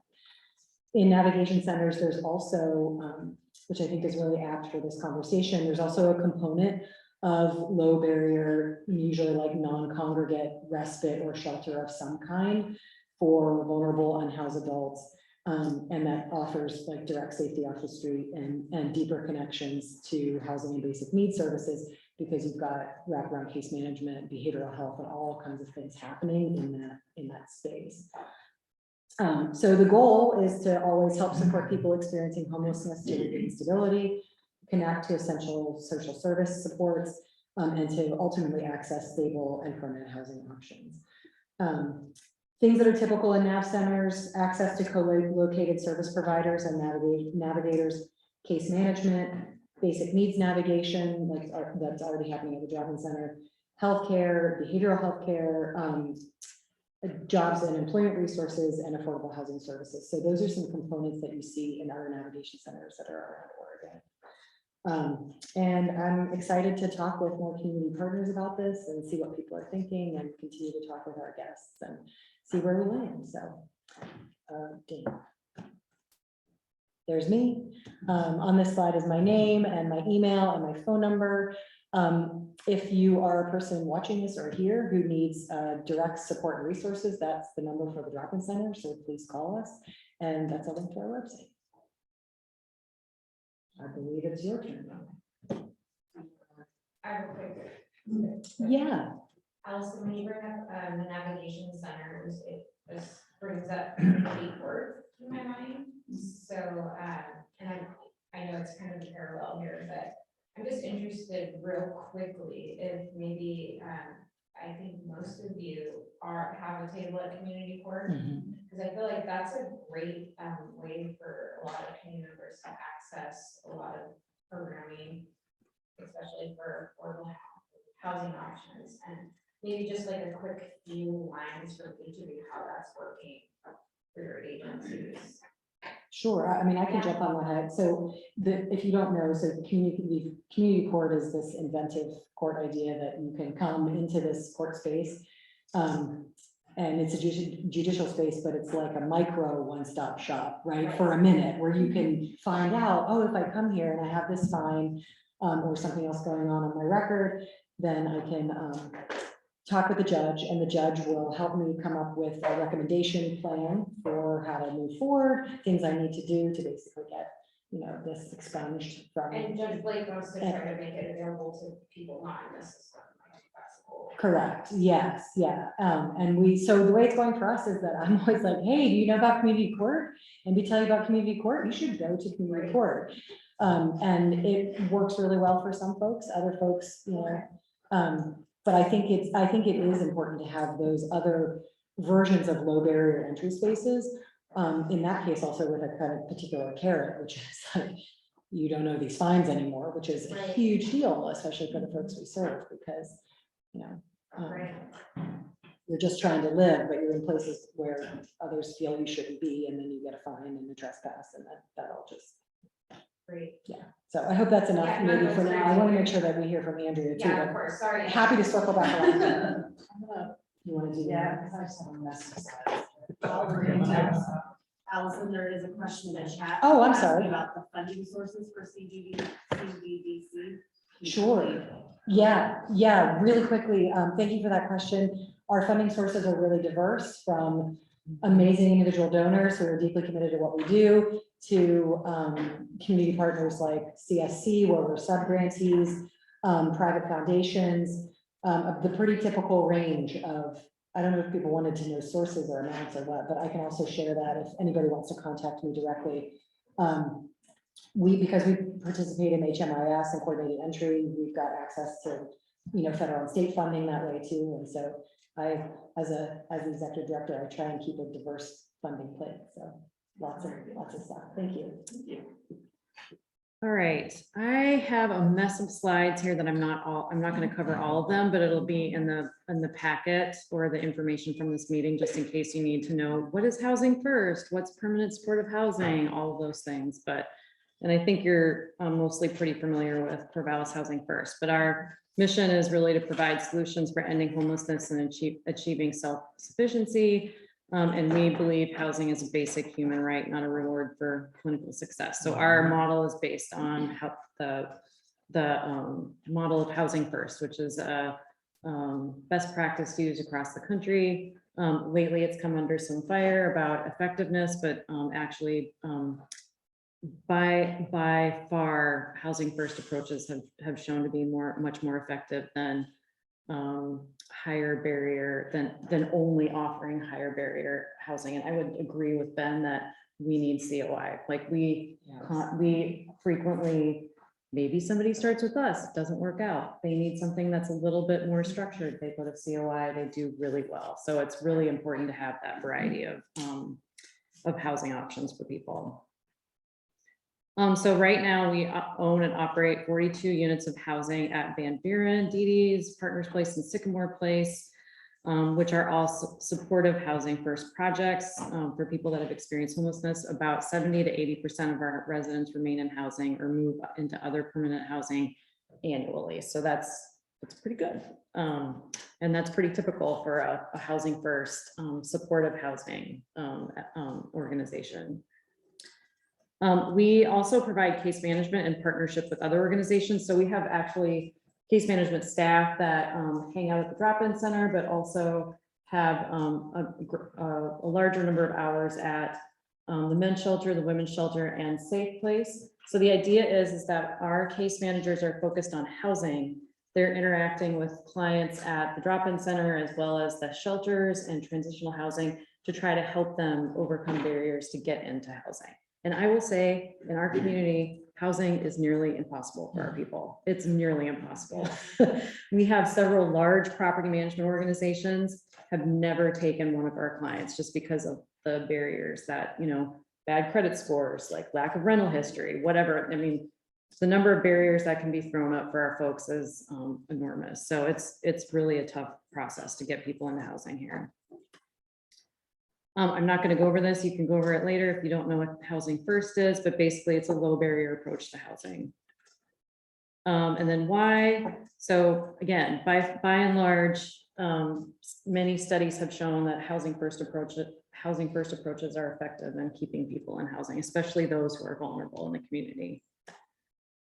Permanent supportive housing. So this is one thing I want to clear up a little bit. So we do offer permanent supportive housing. However, we officially only have 5 supported units of permanent supportive housing, which means it comes with funding for services, so funding for the case management services, as well as ongoing rent support.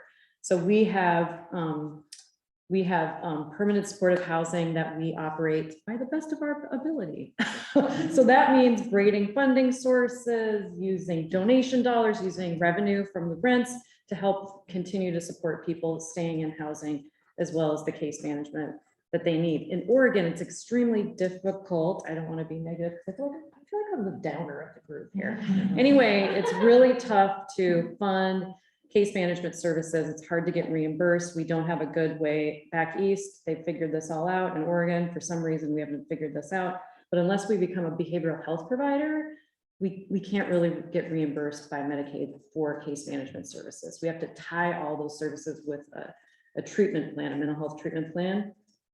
And we haven't wanted to be those providers. That's why we're trying to work with COI on offering more of those mental health services. So the avenue that we're trying now is by training our staff as community health workers, which is more of an alternative support mechanism for people that are vulnerable and homeless in the community, focusing on health.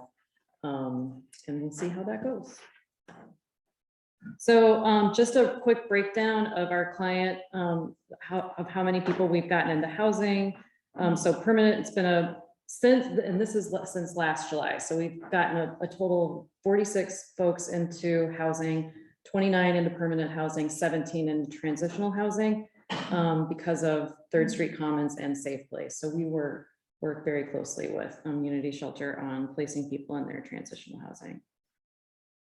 But that's a lot. That's a lot for a year. I could talk about our collaboration. We did this presentation for Hope, but I think I'm just going to skim over it because I think you're familiar with this collaboration already. But 2 organizations operate at the same site in Corvallis at the 3rd Street Commons, which was formerly known as the Budget Inn. Unity Shelter provides the day-to-day staffing for the site. They're there 24/7. We provide a resident assistant who lives on site, who provides weekly or provides evening support during the week. And we also provide case management services and provide facilities management services too. So we have our property management service address any repairs or anything that needs to be made on the property, but we literally occupy the same space there.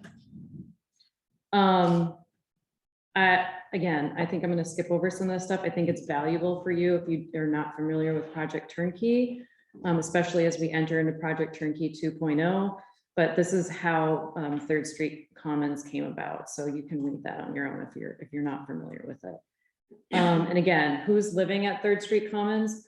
So we really, in our grant proposal to OCF, we really wanted to focus on the most vulnerable people that would be qualifying for permanent supportive housing, which means if you are qualifying for permanent supportive housing, it means you've had a disability, you're experiencing a disability, you have chronic homelessness. So that means you've been homeless for more than a year or multiple years or multiple times within a time frame. And you're vulnerable for other reasons too.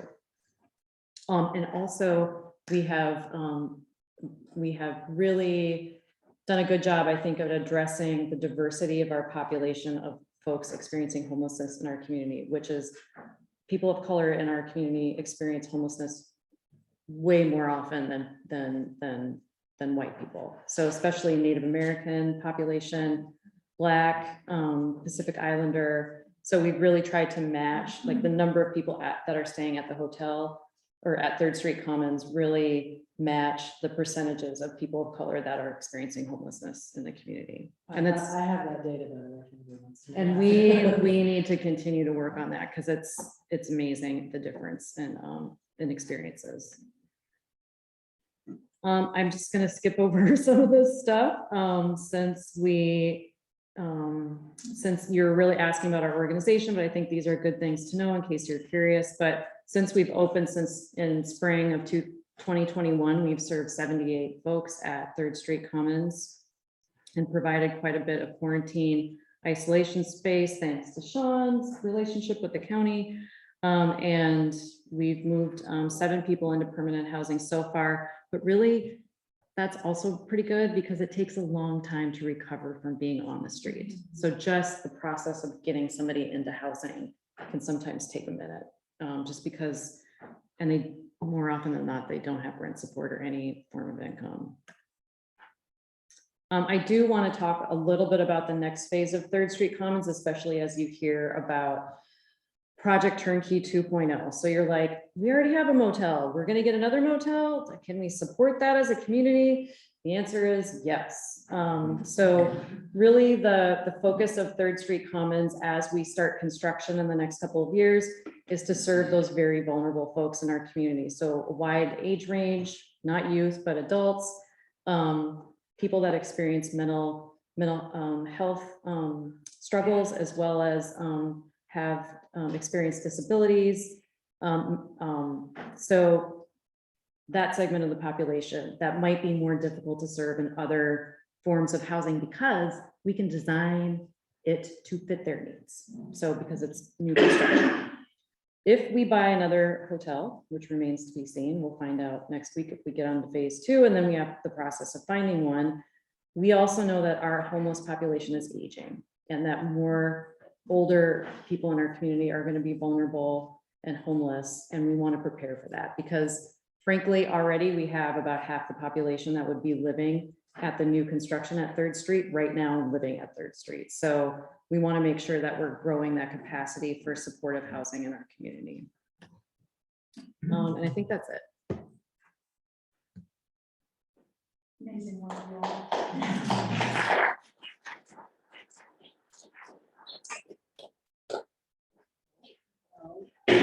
Just under 20 minutes for questions. I know it's going to go fast. I just, Councilor Ellis in the queue, and then Councilor Jansel, you. Thank you. I just wanted to ask, oh, I'm sorry. I have the benefit of sitting next to the chair and I slid her a note before I cheated. First, Ben, thank you for the dental. I sent one of my students over there, his whole family, and they had no idea there was a way for dental care in the community. And that was actually really helpful because there's some anguish going there. So I appreciate COIs. Thank you for saying that. I would like to point out that I think it's the #1 most frequent reason for visits to the emergency room in our population is dental issues. So Yeah.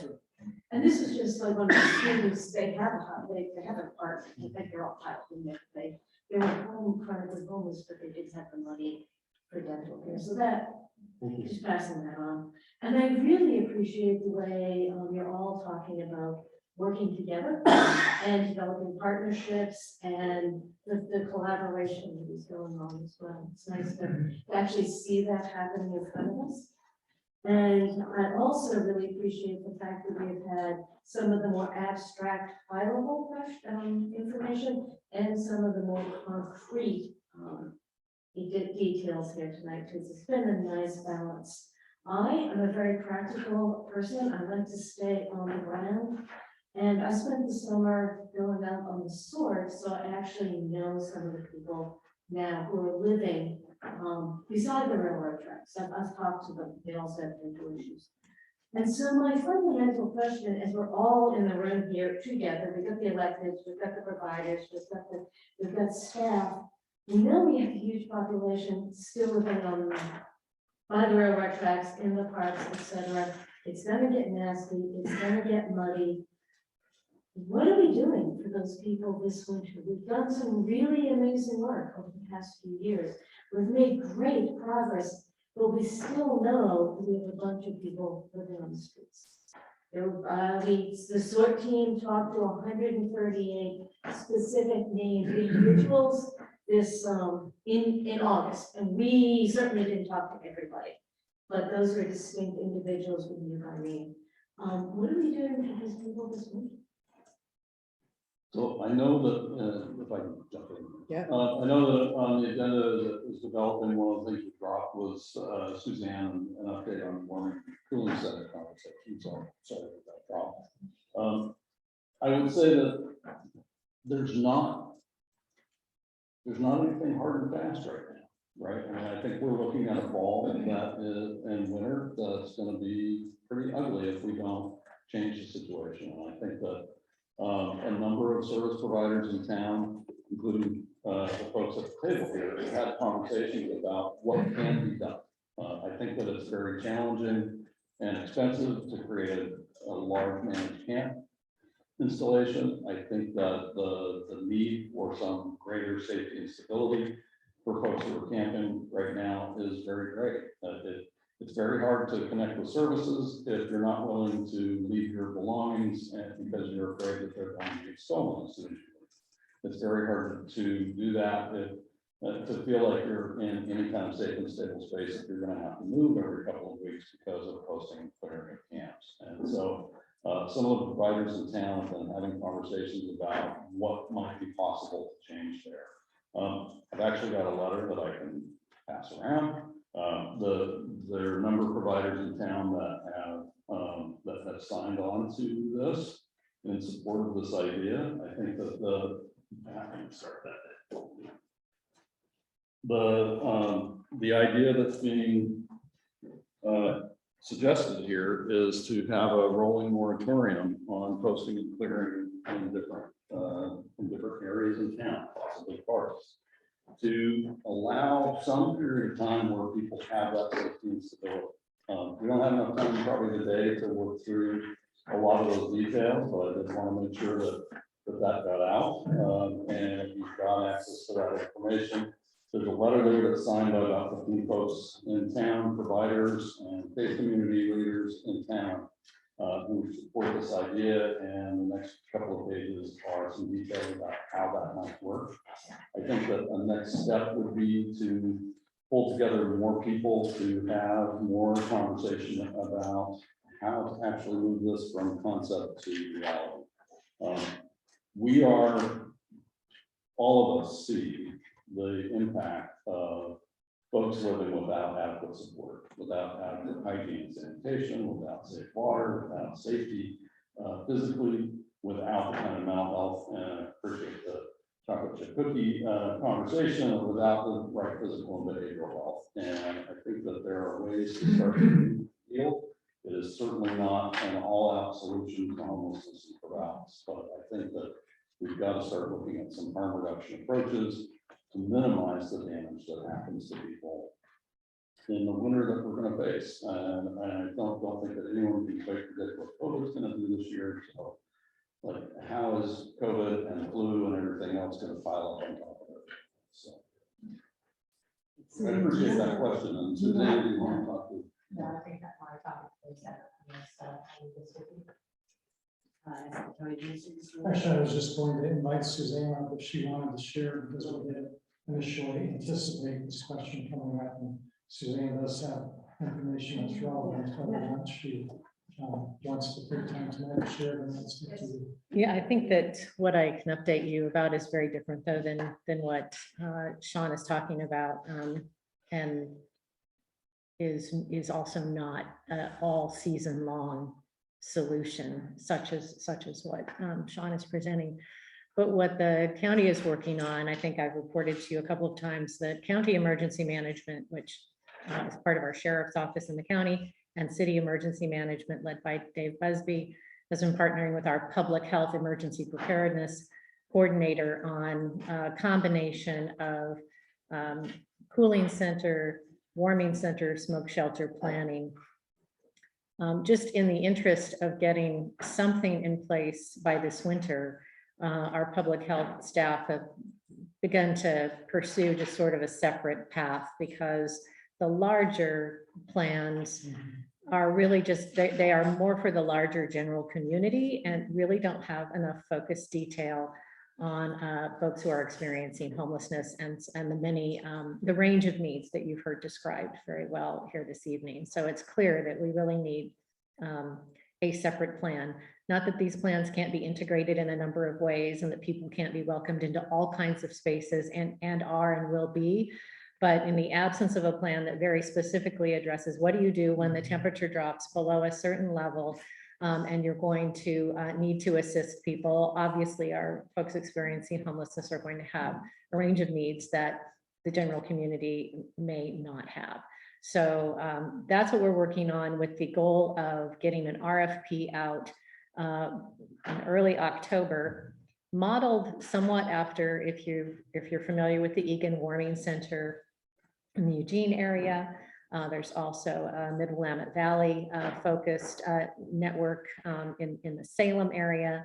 Those are two nearby examples that we've utilized because they have existing contracts with local government and are run in a manner that seems to take care of a lot of people very successfully. But these are very short-term solutions. This is not, we open up as soon as the weather starts to go bad or it gets muddy out there, and that's more of a long-term sheltering option or solution.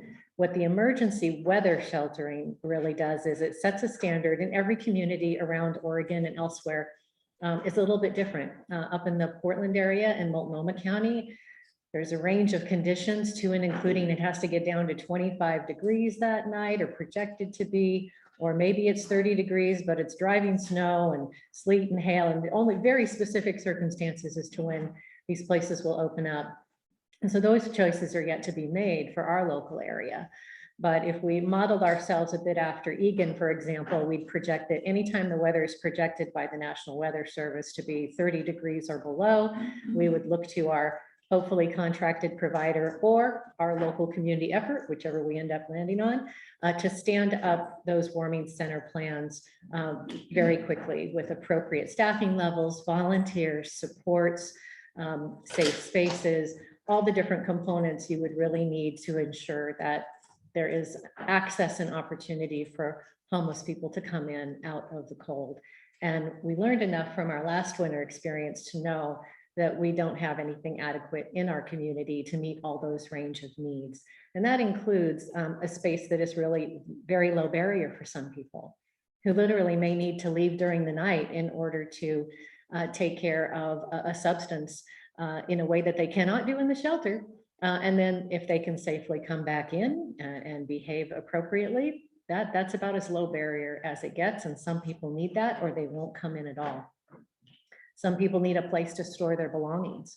They need a place to store even potentially a weapon that they don't feel comfortable simply leaving behind, because most of the time they're living on the street. They need to feel like they're in a pretty safe space in terms of the information they're sharing when they come in the door. They need transportation to that space. And that's assuming people even feel comfortable leaving the camping space they might be occupying, because they don't know if they're going to get it back if they leave it overnight. So, and that's just the little tip of the iceberg I've learned from listening to these folks and to others around the state. So we know we have a pretty progressive RFP that we're going to put out. It doesn't have to cost a lot though. I mean, the Egan model does not cost a lot, and it's much bigger than maybe we would need in our community.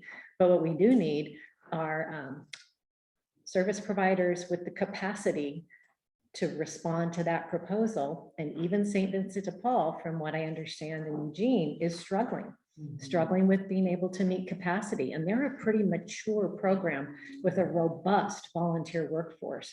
They pull off what they do in a warming center with maybe 1-2 staff at most that are paid. The rest are hundreds of volunteers strong who are trained on de-escalation techniques, They aren't necessarily therapists or licensed counselors. They don't need to be, but they have to be trained on how to interact appropriately and successfully with a challenging population. And they've got a very mature program that they do that with. I think all of that is possible in this community, but we haven't built it yet. So that's the road ahead. But as I said, those are just, Suzanne, I'm sorry, we just have about 5 minutes. Oh, left, and you I bet. thought that you were giving us some really great information, but I want to make sure that, I know we have some other questions. pretty good for not having it on the agenda at all. But anyway, much more to come on that in writing and plans going forward, and hopefully backup plans if the plan doesn't bring a service provider forward. So, thank you. Thank you. And as I mentioned there, I know there's other questions. Councilor Shepherd, did you just? Mine was on that, so.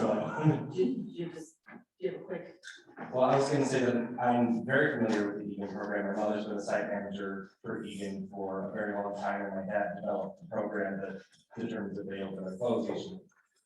So I'm glad you brought it up at the end. It is a very heavy volunteer-based system, and they're paid. Yeah, they have very few paid employees. Same thing as that. So I'm glad you covered a lot of it. I'd love to talk about it offline, but I think one of the problems this community would face is that Eugene has cahoots, which they can call if there is an issue with someone coming back in. We don't have a robust program for that yet. So, but I'm interested to see if that develops. So. Hi, I just wanted to say personally that I do appreciate Allison and Sean, because I know your work is tough. And it's not welcome in the business community. I'm sure you have complaints, but I know you guys do the very best you can, and you deserve some thanks. I have several questions, but I know for time, maybe I can just do a little bit of rapid fire and you just give me just quick answers. You said that you had 31 micro shelters, and can you just real quick tell me the locations of these micro shelters? I know Safe Camp, I know at Unity Shelter. Can you give me some churches? So Safe Camp is First Congregational Church. We are at the Men's Shelter. We're at First United Methodist Church. We're at Corvallis Evangelical Church. We're at Good Sam Episcopal Church, and we're at Life Community Church, which is not in the city. It's actually in the county up on. Is that the Dome Church? Okay. Is there a waiting list? Yes. Okay. Are all of these full? Today, no. By the end of the week, we should have them all full. There are 2 that are in final stage of construction, 3 that are in final stage of construction. Does that include the Dome Church, the Love Inc? The Dome Church, there's 3 out there. One of them is still under construction. They will be filled by 2 of them will be filled next week. Okay. I haven't heard anything. Have you given up on tiny home villages? Well, the micro shelters there's a gap between tiny home and, which would include plumbing. Or like the UG model, just a series of micro shelters in a. Well, that's Safe Camp right now. We've got 16 micro shelters at Safe Any Camp. expansion on that? We have not given up on that. We don't have another location identified for that. That started in the county because the county legal structure allowed that to happen. It's now moved into the city because that land's been annexed. So it is possible. I've had a lot of conversations with Paul Blada about doing something like that again within the city, but we need property to do it on. Okay. How many people do you turn away a night at Unity Shelter?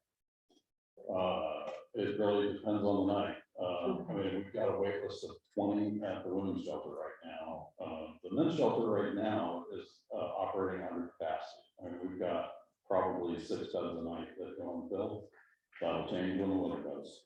Do you ever anticipate having, I know you're 365, but all day 24/7? Do you anticipate that? We are at Ruby Inn and Thursday Commons courses that people live there full time. At the men's shelter, we would like to be year round all day, but right now we could not do that and operate the Hygiene Center.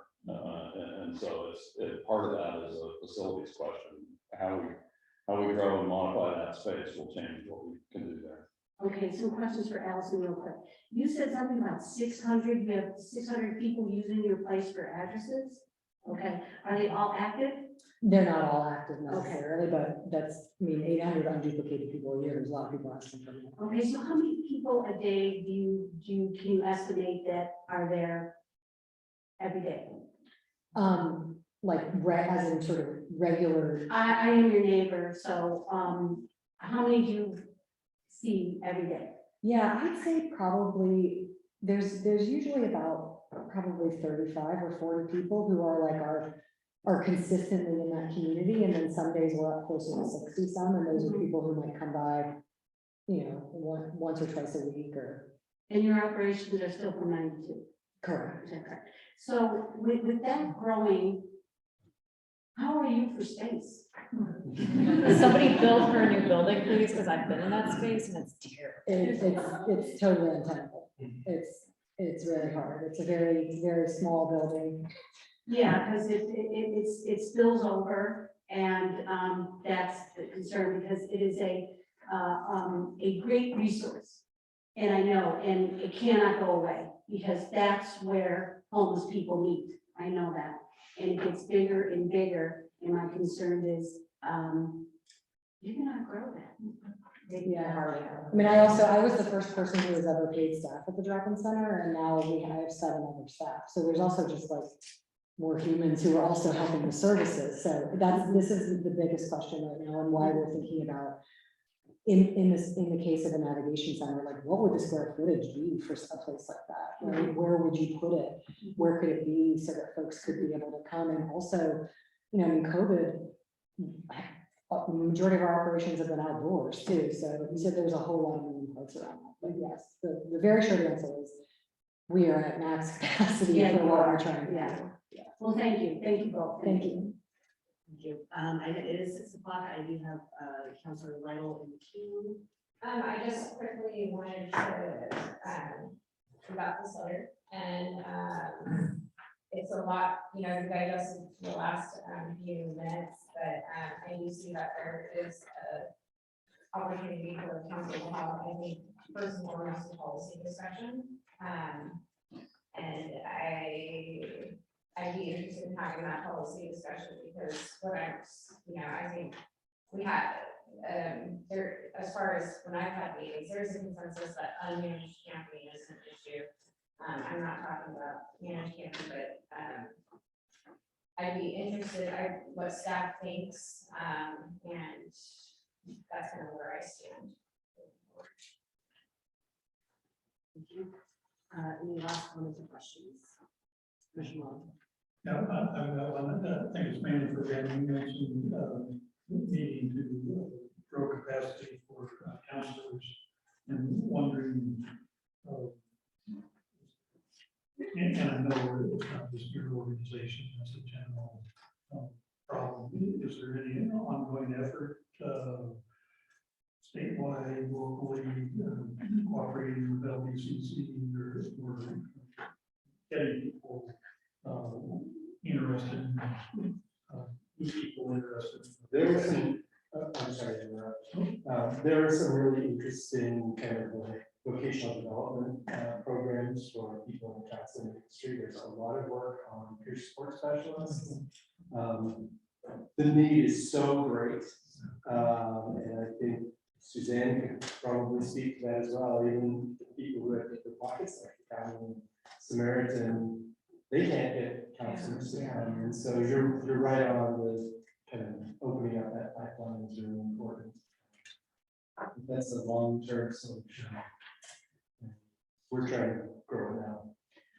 I can say that Comfort West, Belton Lebanon is planning on opening a mental health, behavioral health campus and training people. So that's one of the commissioners are all have option to go on tour there tomorrow, and that's one of the things that they will be discussing is their future plans for training behavioral health specialists. Providers. Yay. I'd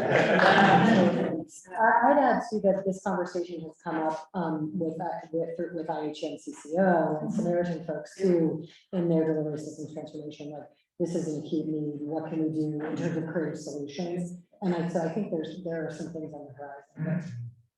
Great. Good question. Thank you. Yeah, I mean, some of what's needed from our perspective sometimes is just a little bit of consulting, right? And we have more psychotherapists, psychiatrists, counselors who were willing to even talk to us sometimes, you know, because our staff is pretty good at dealing with crisis.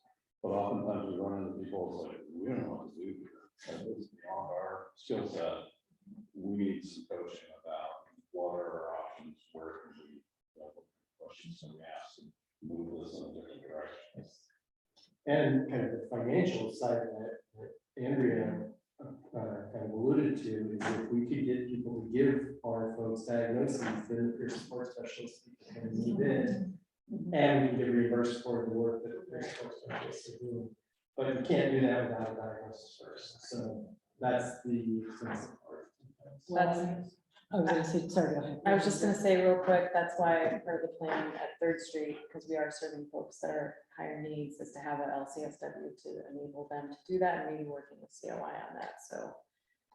It's, yeah. Yeah, and I would just add that for folks who are not interested in a medical diagnosis, which is a lot of folks who I'm working with also, we are working with at the drop-in center. The creative solutions there are to really open mainline channels to the ACT team, to CORE, to all the folks who are placed elsewhere. And you can literally call and be like, hey, this isn't just a consult. This is like, we got to work together and figure out, you know. So we have a lot of really close communication with people who are doing behavioral health, whether it's at the county or through, you know, CPD supports or whatever, to try and figure that out. Great, thank you. Thank you. We are going to take one last question from Councilor Stubbs before we adjourn. And I'll be quick. First off, thank you everyone for today's meeting. Alice, it's nice to meet you. I know that's something with the other three, so it's nice to meet you. Nice to meet you. Sean, real quick on the letter that you handed out, just bottom line, what's the ask today? Is it for council or the county to go back and implement this, or are you trying to get a group together to talk about on the collaborative approach? I think, you know, if you look at the plan document that's attached here, like, there are pieces that need work. I think the ask is really, can we move forward in a way, does council support this idea enough to come together, you know, bring together other partners, city, county staff, who would need to be involved in that conversation to flesh this out and see, can this actually happen? Thank you. Yes. If we could do that, if we could do that this month, that would be awesome. Well, thank you very much, everyone. This has been some really great conversation, and I know you could be here all night. Let's do that. Happy birthday. Happy Yeah.